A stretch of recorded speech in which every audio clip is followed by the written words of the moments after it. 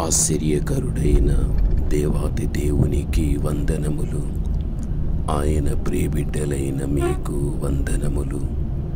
2025 June 21వ తారీఖు ఏర్పరచబడిన దైవవాక్యం లూకాసు వార్త 8వ అధ్యాయం 24-25. ఆయన లేచి గాలిని నీటి పొంగును గద్దింపగానే అవి అణగి నిమ్మళమాయెను. అప్పుడైన మీ విశ్వాసం ఎక్కడా అని వారితో అనెను. ప్రభువునందు ప్రియమైనటువంటి వార్లారా, గాలిని నీటి పొంగును ప్రభువు నిమ్మలపరిచిన సంఘటన మనందరికీ తెలిసిన విషయమే. అపాయకరమైన స్థితిని ఎదుర్కొనిన శిష్యులు నిద్రించుచుండిన ప్రభువుని లేపి మేము నశించిపోతున్నామని వారు చెప్పడం మనం చూస్తూ ఉన్నాం. ప్రభువు వారితో నుండగా నశించుట సాధ్యమా? దోణి నీళ్లతో నిండినను అపాయము సంభవించుటకు ప్రభు ఏమైనా అనుమతి అనేది ఇవ్వగలుగుతాడా? ఎంత మాత్రము ఆలోచింపక వారు ప్రభుని లేపినందున మీ విశ్వాసం ఎక్కడా అని ప్రభువు అడిగినట్లుగా మనము చూడగలము. విశ్వాసమనున్నది భయమును జయించు దైవిక శక్తిగా ఉంటూ ఉన్నది. విశ్వాసము క్రైస్తవ సేవకునికి, సైనికునికి చేతిలోని డాలుతో సమానం.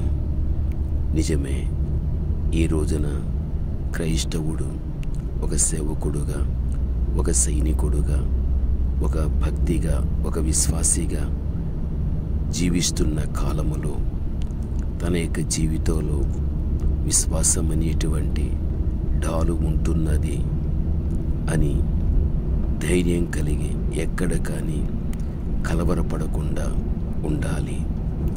విశ్వాసమనున్నది కార్యసాధకము చేయు శక్తి.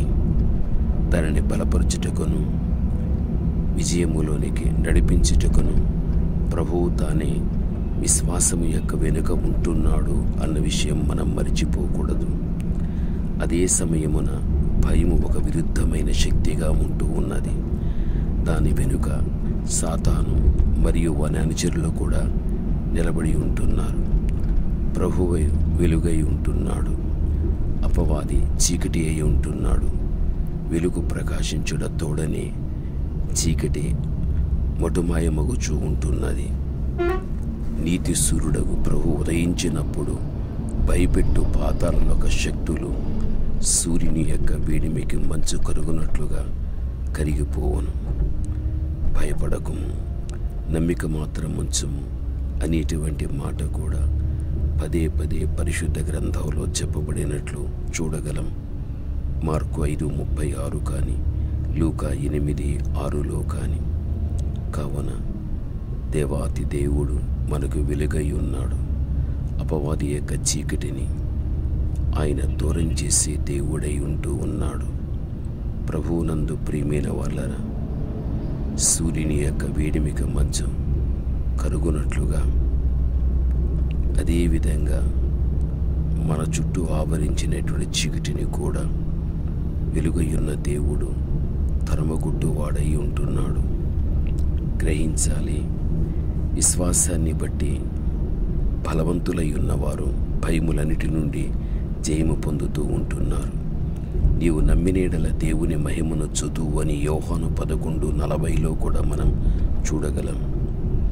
మీరు విశ్వసించిన ఎడల కొండలు పెగలింపబడునని కూడా వాక్య భాగములో చూడగలం. విశ్వసించిన ఎడల కంబలి చెట్టు వేళ్లతో సహా పెళ్ళగింపబడునని దైవవాక్యములో చూడగలం. మీరు ప్రార్థన చేయనప్పుడు వీటిని అడుగుదురో అవి దొరుకునని నమ్మినేడల మీరు వాటిని పొందుదురు అని మత్తయి 21:22లో కూడా చూడగలం.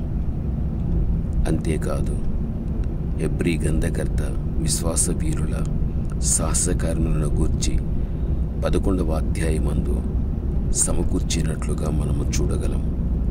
అక్కడ విశ్వాస వీరులు విశ్వాసముతో ఎన్నో వాటిని జయించి తమ జీవితాన్ని జీవితంగా కనపరుచుకోగలిగారు.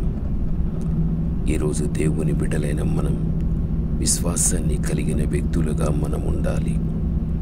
అప్పుడే మన విశ్వాసం మనకు విజయాన్ని ఇవ్వగలుగుతుంది.